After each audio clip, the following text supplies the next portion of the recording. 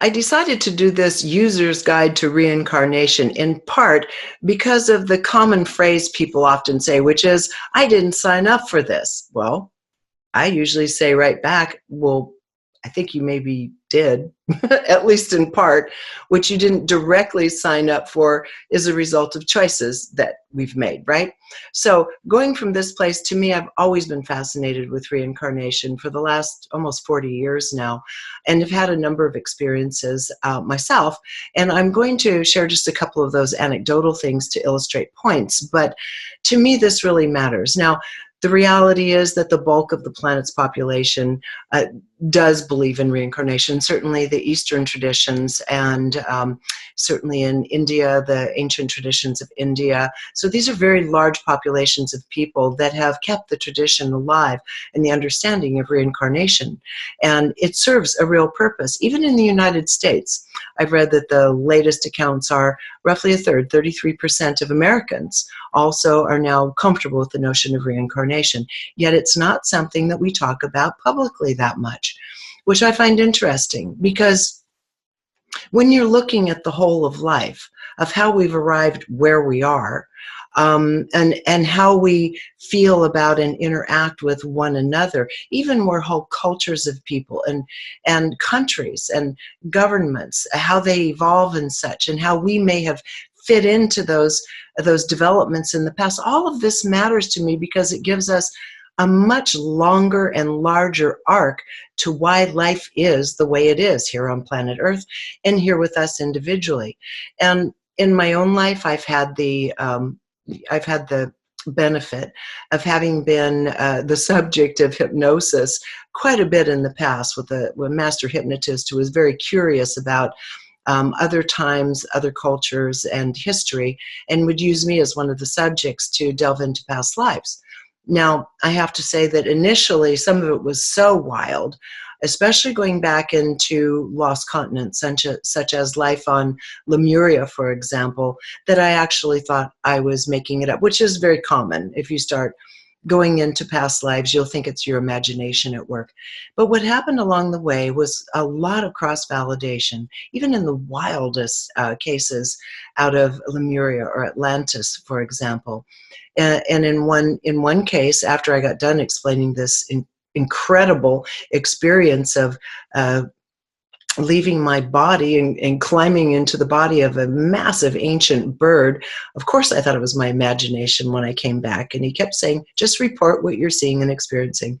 He went and he found another audio tape from another person that was one of his hypnosis clients that was utilized in this way. And she had described the exact same thing. So fairly early on, I learned that to just kind of put it all out there and let life and circumstance over time and research, and other people's experience that you can line up with over time, start putting together the complex portrait of our history as human beings. So I'm going to go now into the more individual part of it, because each of us can start finding hints about who we've been, where we've been, what we've learned, what we haven't learned, and such, by hints within our own ability to feel, to be excited, to have desire, and so forth. I'll get to that in a little bit. But just to look at kind of how we can learn this together, which I find fascinating. When my son was about just under 4 years old, there was a time we were in the living room one early evening together, and he was just fooling around, playing with the cushions on the sofa, and I was uncharacteristically having a glass of wine and contemplating. I don't generally drink alcohol much at all, no less alone, but this day I was having a glass of wine, thinking about things. I was newly divorced in our new place with my little son. We had a split custody arrangement and shared him, and made it very easy for him because it was amenable. And I just felt like I wasn't being very connected and playful with my son. And I said to him, honey, there are times when I don't feel I'm much fun for you to play with. And I feel badly about that, because there was another time when I just didn't treat you all that well. And I'm so sorry for not being that much fun tonight. To that, my son said, Mom, don't worry about it. We all do it sometimes. And I thought, and he had swollen adenoids, so he had a little bit of sinusy thing going on like that. And so he's explaining to me, I said, well, what are you talking about, honey? And he said, well, I did it to you too. And he's just building his pillow fort while he's talking to me. I said, you did what to me? He said, there was a time when I wasn't very nice to you. And I said, oh, when did that happen? Oh, a long time ago. Do you know where that happened? He said, a place called England. And he said, we lived in a little brick house. And he told me what he was wearing. And I thought that was interesting. He was not an early reader. He was dyslexic, so he didn't know a lot about geography in other countries. This was just popping up. I said, well, sweetie, where did you see this? He says, oh, I was taking a nap at Busy Bee Nursery School one day. I was supposed to be taking a nap, and I didn't take a nap, and I closed my eyes, and instead, this is what I saw. So he's basically living into another time when he's supposed to be taking a nap at his nursery school, right? He went on to explain to me.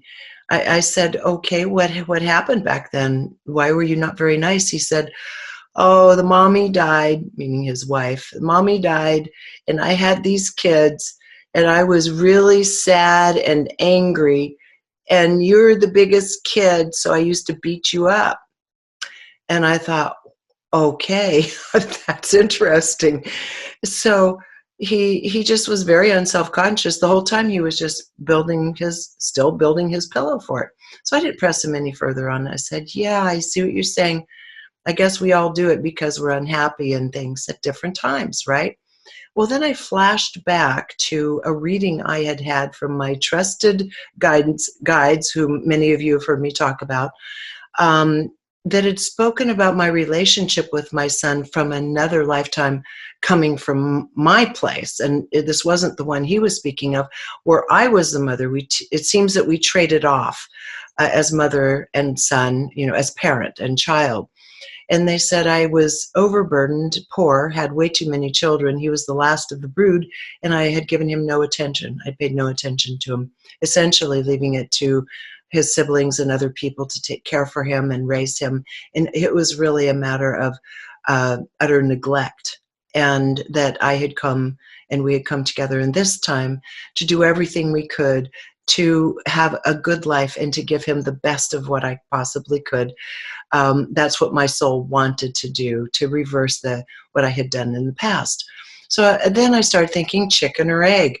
Both of us seem to have had a similar situation as the parent of the other in other times. And what did end up occurring in this lifetime was an incredibly deep kind of appreciation and kindness and care for one another that was really just extraordinary.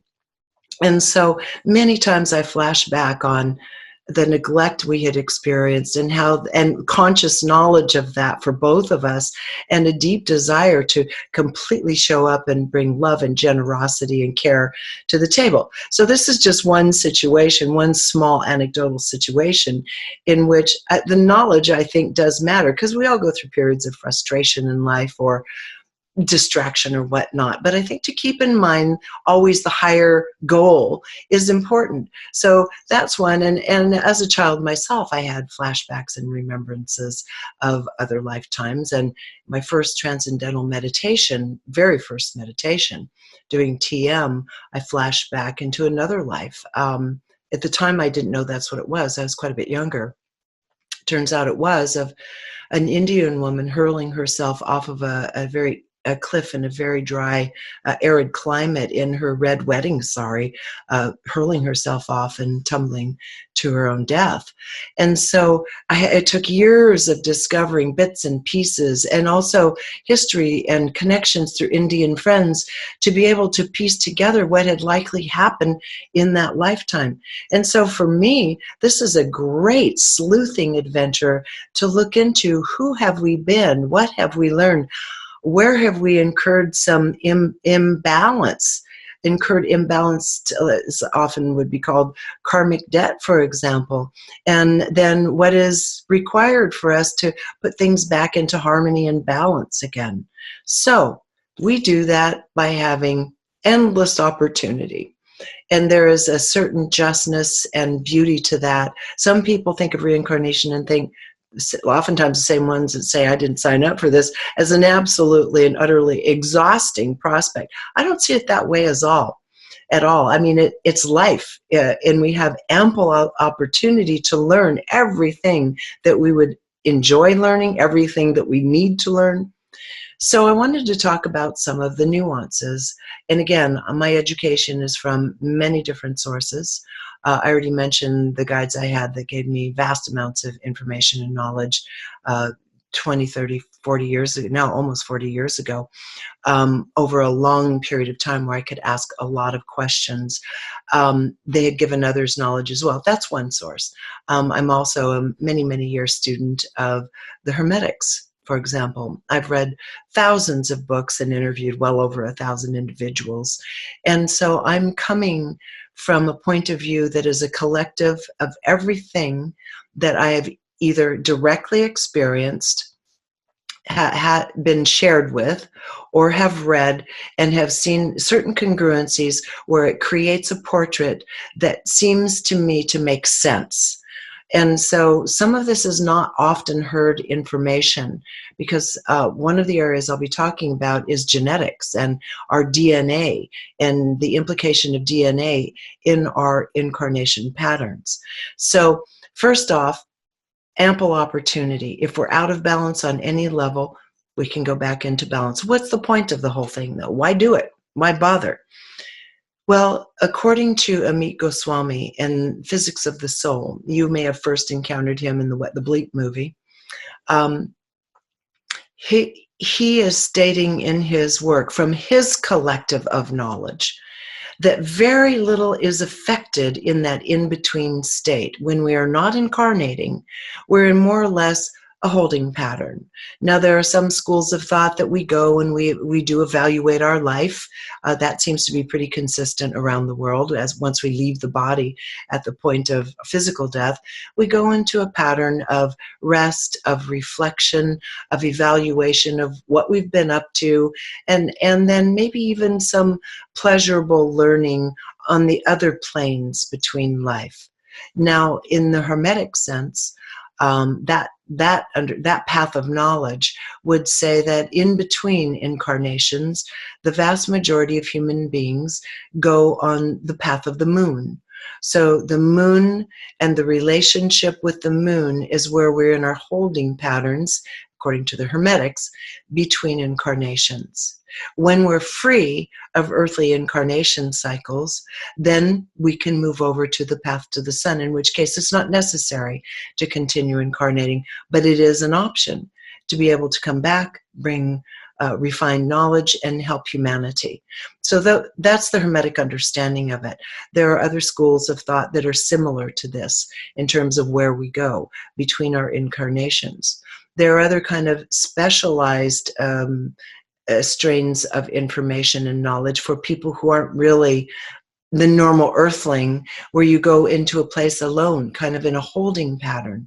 And this is included in the Hermetic teachings, that if you've already been, if you're one of those who has worked your way through to or come from your relationship with the sun, the followers of sun, followers of Horus, path to the sun children of the sun, that group, which is normally has a wide enough and an advanced enough emotional and knowledge base that they're only incarnating as a result of choice to be of service to humanity. They go into a completely different holding pattern between incarnations. Don't necessarily hook up and go to the lovely, universities in the realms in between. They're more in a holding pattern until it's time to come back, just kind of protected for a little while. So the what happens in between is of interest, I think. More on, for me, it's more academic about where we go in between. I'm more interested in what happens once we make the decision to come back. But Life Between Lives, that's a book you could read that could be quite interesting. So Once we've left, we go on our little path to the moon, say, and we've done our evaluation. There are others on the other side. We all have those who are our guiding forces.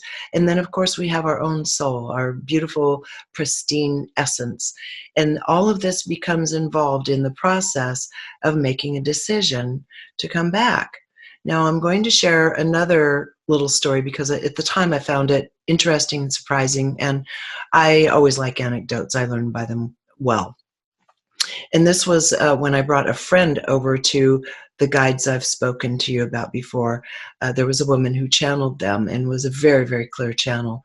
And you could, whoever came over could speak to them and ask about they really liked talking about the soul and the soul destiny and soul choices. They weren't interested in your day-to-day life and particularly interested in what you were going to do for a living or money. They wanted to talk to people about the essence of their soul development, which you will also hear me talk about. And she was saying, yeah, I'm really, can you tell me about, she was pregnant early on, about 3 months in. And she said, yes, well, can you tell me anything about the person that's going to be my child? And they said, well, this has not yet been decided. And she said, oh, and they said, yes, there's something else that must first be decided before this other one can make their decision. And I'm sitting in the back of the room listening, thinking, what are they talking about? I had no clue. And so she said, okay, well, depending on that decision, can you tell me about the entity? And they said, yes, this is a very sunny entity, a very large presence that brings a lot of light and is also very demanding, will be very challenging and frustrating for you, but will be the sunshine and the glue that will literally knit your whole family together. And so afterward, this person revealed to me that the reason they had said that is she was considering having an abortion. She was told also during this session, this child has another family that's available. You are the first choice, but it's okay. They do have another option available to them. So this was several months before birth already. All these things were being arranged, evaluated, and so forth as to where this entity, which body and family this entity was going to incarnate through. So this woman then later stated to me, she said, I was considering having an abortion, but as a result of this reading, she said, she was crying. She said, I'm not going to. I want to know who this wonderful being is. And that being went on to be very challenging, larger than life personality, absolute sunshine, and the one that glued the family together. So it was exactly as was stated. And so here I'm just giving an example of how these things are worked through intelligently between incarnations on the other side, in the other realm. So now let's look at how those decisions are made. So in this case, she was choosing a very specific path for her needs in life, which she wanted to have met. But it also has to do with the needs and the learning of the family members. So the woman who gave birth to her was someone who needed to learn more about nurturing and patience. And having this incredible entity in her life was going to draw upon all of those things. And in fact, through the years, she said, I think it would have drowned her by now if I didn't know what a lovely entity she was and how it's all going to work out fine in the long run. And so, and I understood her frustration. This is a very demanding little girl, right? So in this case, she chose her family for purpose. While she was in this channeling, she also asked about her son, who at this time was a few years old. I believe he was about 5 years old. And she said, he doesn't feel like us. He just, I don't know, we don't understand him. He said, that's because he's never been with you and he's not part of you. He's just passing through.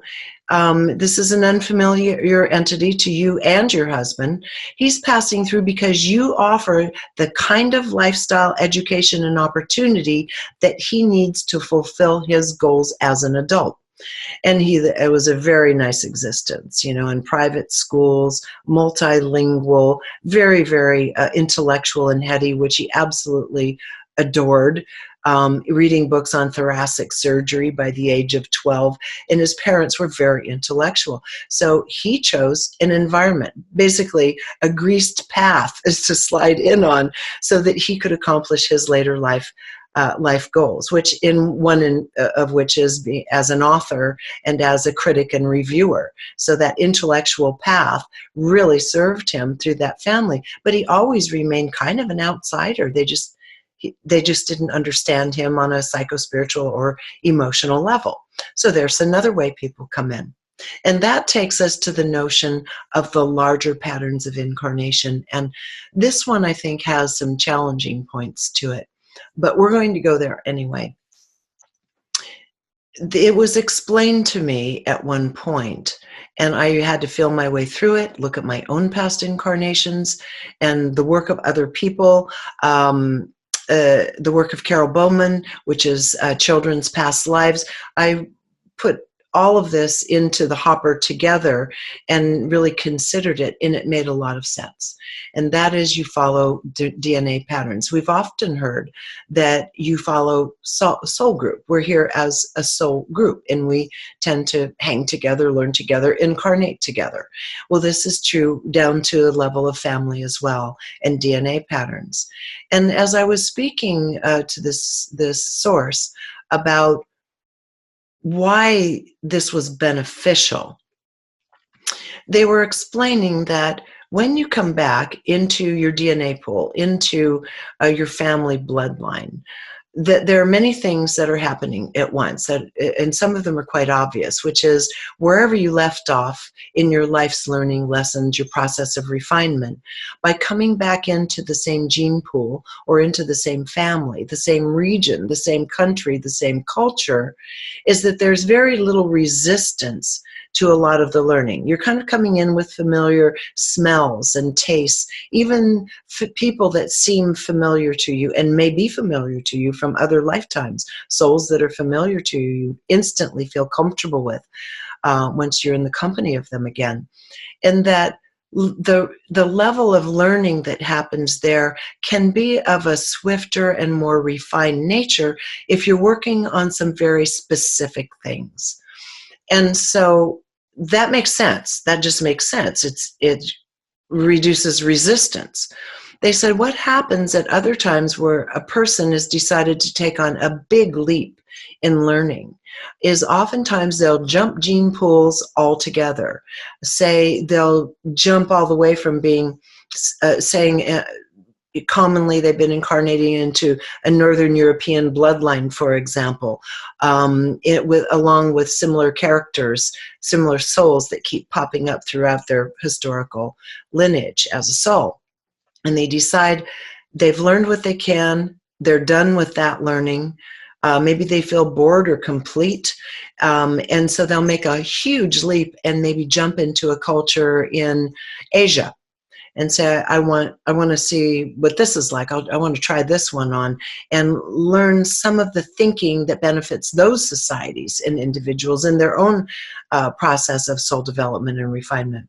So they'll make a leap over, and the level of permissions that have to happen between the mother, for example, or between the family, the soul group in this individual is very complex. But let's just say this does happen.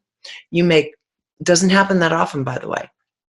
You make this leap, and now you're in a pool where nothing is familiar. They said that oftentimes in this situation where it sounded like a good idea at the time, in reality, when they got there, there was nothing that was familiar. It was just such a distracting and discordant situation for that soul to not have familiar smells, familiar foods, familiar emotional reactions or faces or souls around them, that oftentimes these people will choose to leave at a very tender age. Sometimes they don't make it past days or weeks or even months. They say, made a mistake, got to go, and check out of the body. This adds a whole other layer to subjects such as sudden infant death syndrome, right? where an entity simply changes its mind and withdraws. This does happen.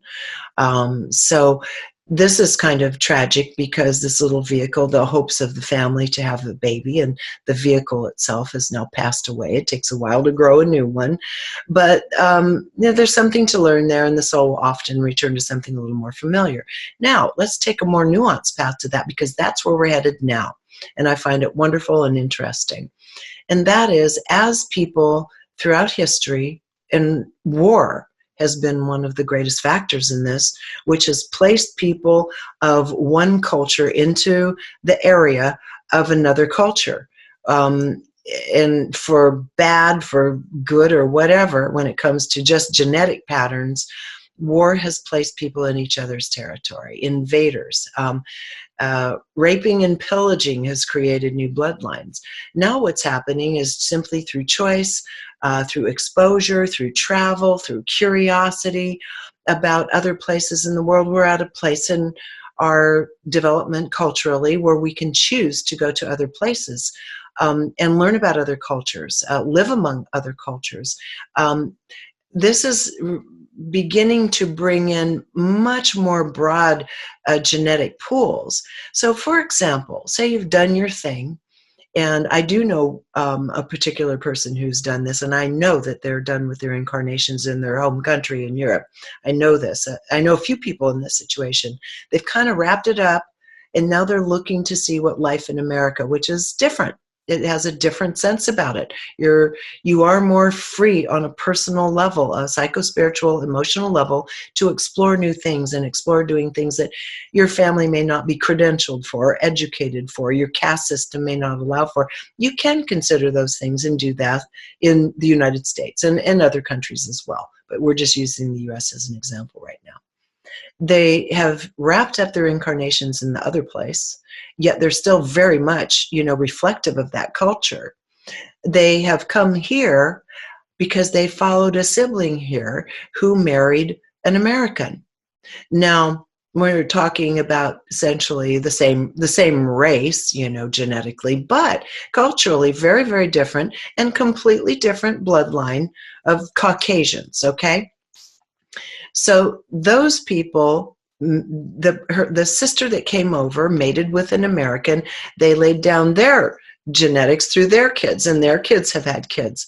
It is highly likely the person I'm talking about will come back, and perhaps it would be very logical for them to come back and incarnate into the bloodline that their sister laid down, because they really are more now growing into what is available by way of learning and experience in America. And it wouldn't be likely they would go back to the old soul pattern family in the European country. So here they have some DNA laid down with some of their old DNA mixed with some new DNA.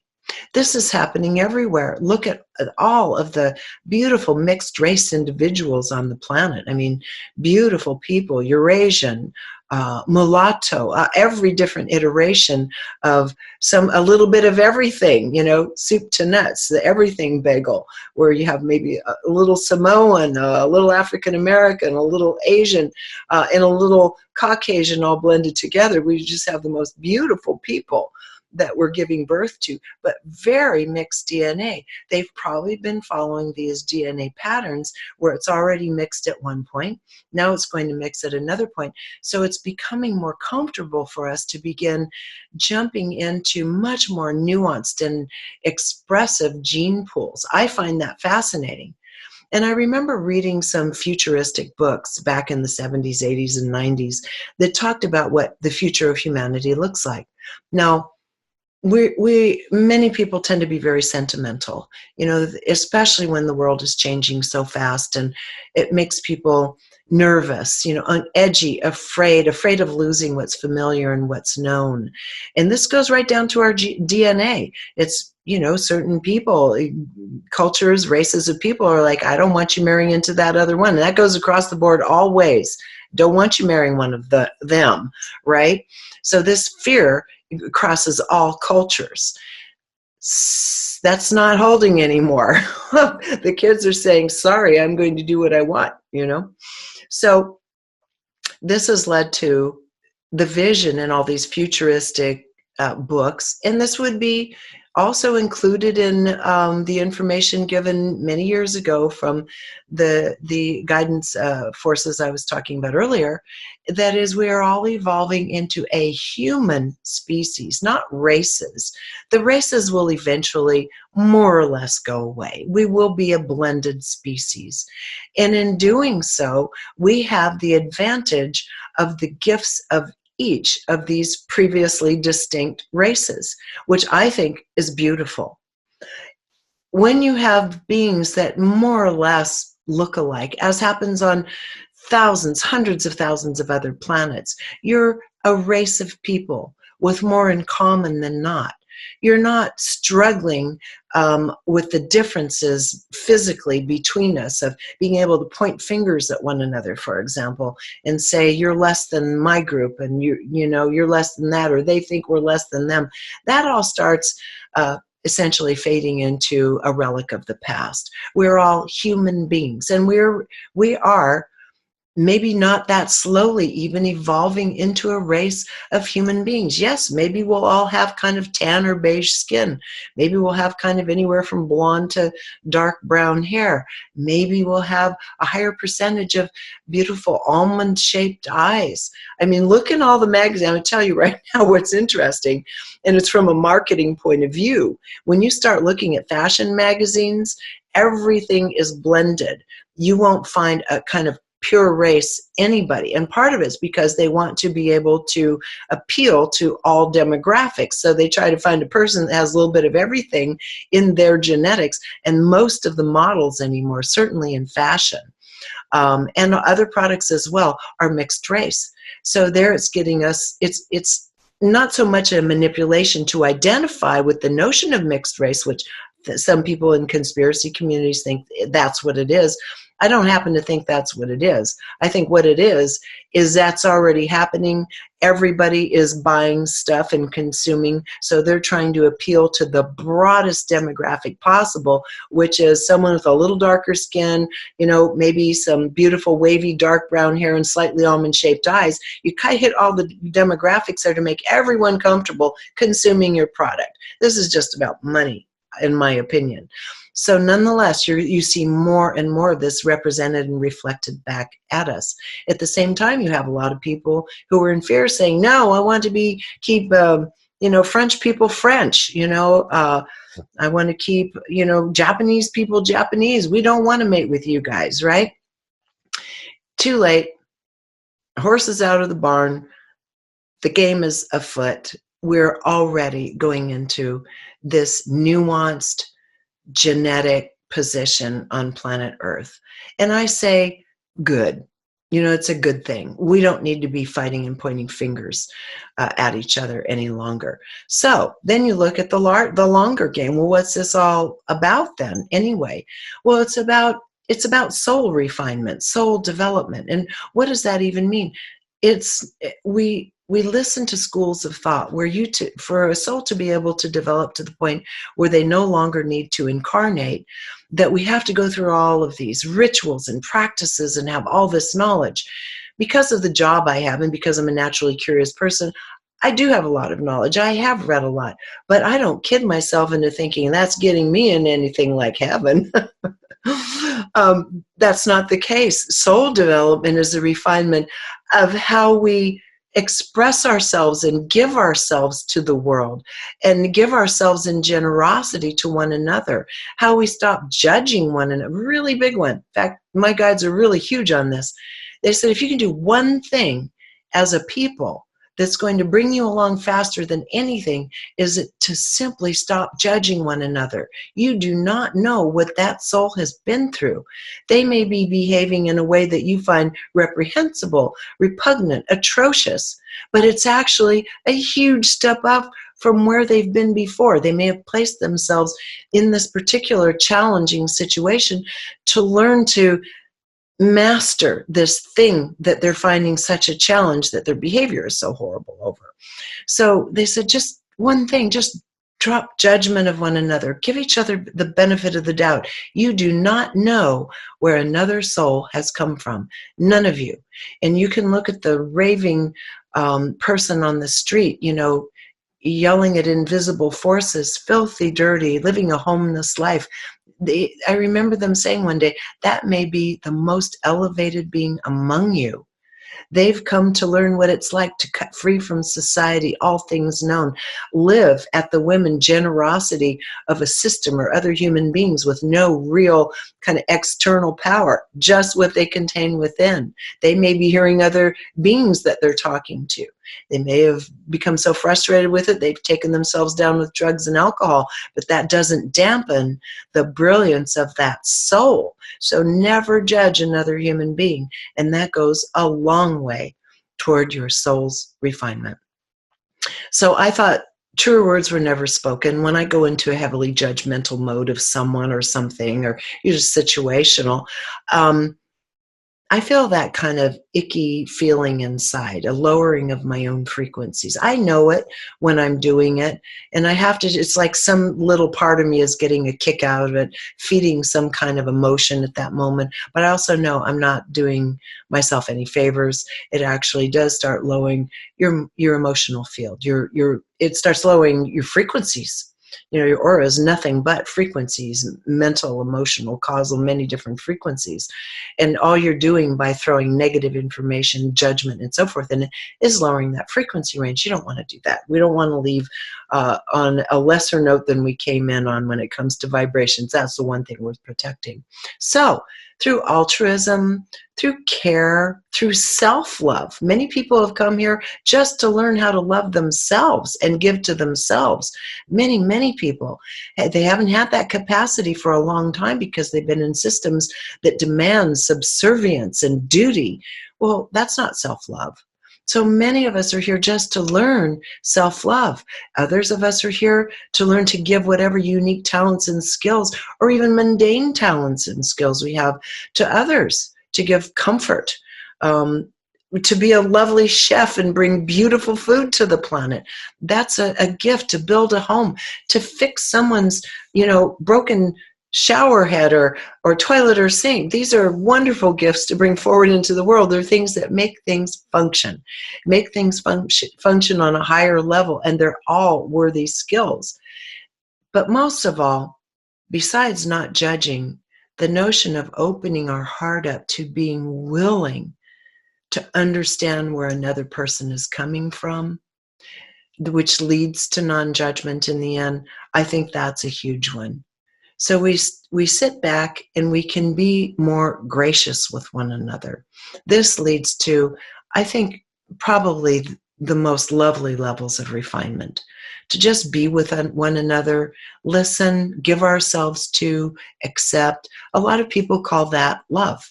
Love goes, love is such a heavily loaded word. I'm not using it because it sounds cliche. I'm using all the words that support it and the words around it. Once we go into that place and we really show up for each other with care and non-judgment, and we care even about those who we may never know, people who are struggling in unfortunate situations on another side of the world, when we can even open up our heart enough to care for these strangers, our soul has gone a long way in its development and refinement. And so then what happens? Well, according to most, and everyone, every religion, every sect, every mystery school, my guides, they all have their own take on that. But they seem to converge on this one place, and that is what I started the conversation with. Once these experiences and incarnation patterns are finished, we've come to this state of basic acceptance and grace and non-judgment, where we've refined our frequencies. This is just a frequency game.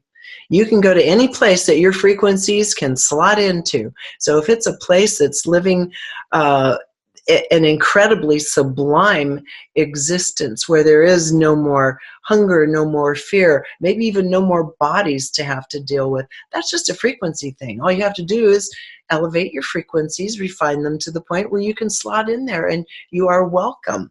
Okay, there's nothing stopping any of us from going anywhere. We are not stuck here on earth. You can incarnate anywhere you wish as long as your frequencies can buzz into it, okay? Now, as far as Earth herself goes, so many people, so many guides, so many of those who have passed on to the other side have said, you just don't even realize how beautiful the place is until you can look at it from afar. You're on a planet that has such incredible opportunity for creativity, for exploration. It has the option to make choices. Many places you don't have free will per se. Okay, so we have this stunningly beautiful place, environment with oceans and mountains and rivers and streams and flowers and trees, such beautiful natural world around us that not every place has. So we have that. We have free will. We have creativity. And they said, just be grateful for where you are, because in between, you're not doing much. You're not growing. You're not learning in between. So you're going to go somewhere. And many other places are not nearly as pleasant to learn in at this vibrational frequency level. So I think, first of all, we need to look around and appreciate the beauty of what is in life and the life we have. And there are times when life is too much and we do go into absolute despair. We've all been there. We all recognize it. And I want to read this to you because this is what happened to the famous Buckminster Fuller, the inventor and the futurist Buckminster Fuller, who people still, essentially herald to this day. His invention, geodesic dome, affordable, solid housing. But there's a reason that happened. He wasn't always like that. He was actually living a life of poverty with 2 little children. And in Chicago, and he was in such despair because one of his little girls died. And he thought that she died because he was such an underperformer, that his whole family was living in such poverty. They were living in this horrible, drafty place in Chicago.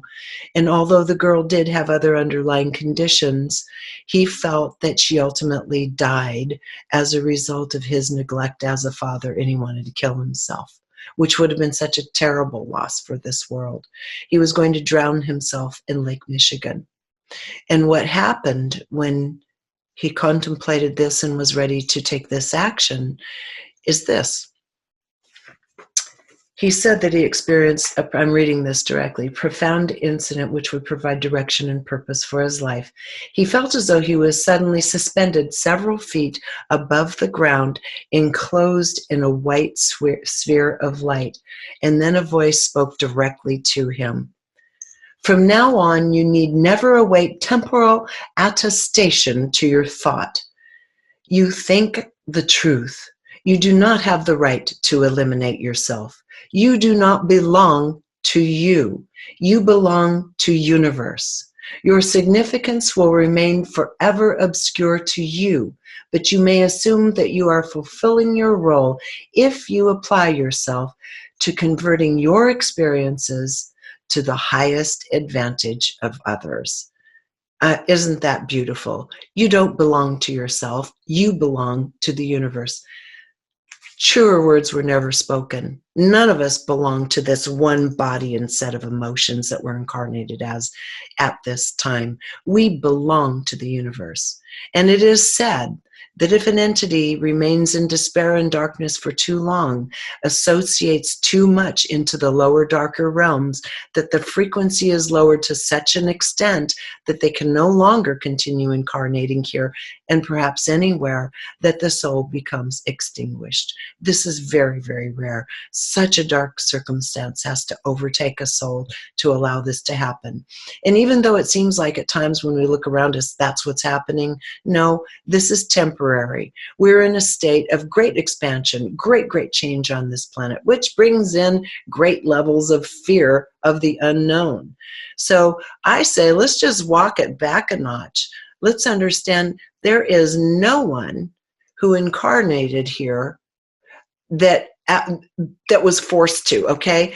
Incarnation is a choice. So when people say, hey, I didn't sign up for this, wrong, you did sign up for this. We all signed up for it. You cannot take a soul and squish it into a body and have it survive. First of all, you can't do it. It's a soul. And secondly, if anyone tried and somehow could try to force a soul into a body, it probably wouldn't survive its first night. Boom, it would be out of there. It's not hard to make the heart stop ticking and leave this body. Anybody could do it, okay? Any soul could do it once they've made that decision. So yes, we are all here by choice. Yes, we're all here in these huge extended family patterns and soul group patterns and cultural patterns to learn together. And yes, we're moving into a time as a group of souls, we're going to be more blended on every level. Our economies, our financial survival is already completely blended with each other. So this is going to continue. I say bring it on. It's beautiful. We're on a beautiful planet. We have free will. We have creativity. We can paint. We can dance. We can cook. We can make love. We can care for one another. We can love one another. We can cry. We can watch sad movies together and have a very turning emotional experience. This is a good life if we just don't disconnect from the things that matter, which is each other and ourselves. Self-love, love of one another, care for one another. All these things bring about refinement and development of the soul. And once that's done, we're free. We're free to stay or we're free to go. We can come back and we can help each other on this wonderfully challenging life journey here, many lifetimes journey here on Earth, as a result of working, as the Hermetics call it, from the path of the sun, coming here by choice to help others along through their incarnation, through their soul development and refinement. Or we can free ourselves and we can go somewhere else, whatever suits our vibrational field at that time. No one's a slave and no one's stuck here. That's not true. Even right now, you don't have to progress one tiny bit. Once you leave this lifetime, you can go incarnate other places if you wish. Not incarnating at all and just hanging around in a nether realm of some kind probably isn't going to be a great option. There's no development, growth, or happiness or experience or anything, right? But you can go somewhere else. So you're not stuck here. We're all here by choice. We're all in this together. So, to me, just keeping it simple, doing lovely little beautiful things at home and for one another, and then taking whatever extraordinary or mundane gifts that we have and doing the best we can at those things and sharing that with one another. Even if it's just being a great, great mom or dad and caregiver to your kids, that's like one of the best things we can do with a life in terms of refinement, all the way to looking at how people end up in situations like top positions of power. And we say, yikes, how'd this person end up in power? All over the globe, all throughout history, we tear out our hair saying, how did they end up in power? Well, they ended up in power because they learned how to become powerful. And I think this is something, in terms of judgment, we have to look at. People who are highly moneyed, for example, or in high positions of power, these people have practiced this over time. They may have chosen to incarnate into bloodlines where this was the advantage, where you could learn about acquiring power, acquiring money, and also having to deal with all of this subset of emotions and family dynamics that go with that, some of which can be really bitter and ugly. And you learn how to balance yourself a little, like how much money, how much power does one need in order to be happy versus how much does one lose in that situation to maintain happiness, right? So these are people who have practiced. And I remember one time asking about that, about a president, this was Bush Jr., asking, how does this serve? I mean, we already knew that there were no weapons of mass destruction. That was all a sham. It was a manipulation. We knew a lot about 9/11, and I was in despair over it and said, what is the deal? And they said, well, first of all, one thing to understand is matter of scale doesn't really count when it comes to soul development. When you have people who have learned to amass enough power and incarnate through bloodlines that have access to power and can then thus climb their way into positions of prominence and power, that's been their soul path probably for a while. Once they're there and they begin making decisions, you need to understand they have every right to make stupid decisions and mistakes that everyone else has. It just, and I said, yes, but it has a larger impact on so many people. They said, would you deny yourself or have yourself denied of the right to make mistakes, to make bad decisions? They said, what's good for one is good for all. Whether you have no power or a lot of power, you make the decisions. You live with them. You have to balance them, but you have the right to make your decisions and to make your mistakes. It's no different for those in power versus those with seemingly no power. So just understand, the acquisition of power and wealth is just another skill set, just such as being a fabulous baker or architectural designer or anything else. These are skill sets. So Buckminster Fuller went on to, he viewed life from that moment on as one grand experiment. What, with the tools he was given and the brain he was given, what could he contribute to the planet? And he played and he experimented, and the whole buckyball C6 carbon 60 he was the one that discovered that and developed this molecular chain. The geodesic dome, he created that. He created futuristic scenarios of what the earth can look like. He created low-income housing that was sturdy, so families such as his would never have to lose a child again to a draft in a musty, drafty old house.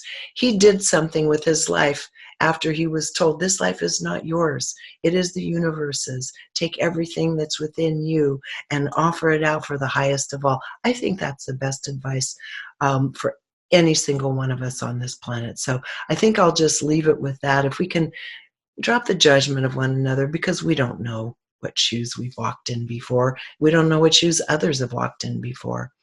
Oh, no, one more thing before we go. If you don't want to dive down the rabbit hole and actually go into the study of past lives by being hypnotized and so forth, one way you can get hints about who you were is by your preferences, your desires, and your feelings. When you find yourself terrified of something, you've probably had an experience with it. I'm terrified of cliffs, and I have fallen to my death. I learned later a number of times, slow learner, playing near cliff edges and hurling myself in that one occasion. But so for me, I have a phobia about being near cliffs, and I decided to climb anyway and blacked out a couple of times. It was not good. So I learned, okay, there it is, staying away from him from now on. When you have great attractions to something, this is probably something you've loved or been proficient at in the past. Often when you see, little children that come in, these prodigies that come in, they're just picking up where they left off. They're barely cold and they've come back in and they know how to play the pieces without barely even hearing them, and they can play these pieces. And that's where your prodigies come from, is often past life. So I just wanted to put that one little last bit in there. You can glean a lot about yourself if you pay close attention to your reactions, your feelings, your attractions and desires. You know that that's probably carried on and come from another time and has become part of the subconscious memory bank. So it all weaves together. I talked about that a little bit in A User's Guide to the Mind, so you might want to watch that if you haven't yet. So on that note, we're all here by choice. We're all here together. We live on a splendid planet, even if the times are challenging. If we can just not judge one another and kind of give our best, just put it out there, give our best, make life a little bit better for ourselves and someone else every day, I think we're in good shape. Meanwhile, thanks for joining me here on reginameredith.com.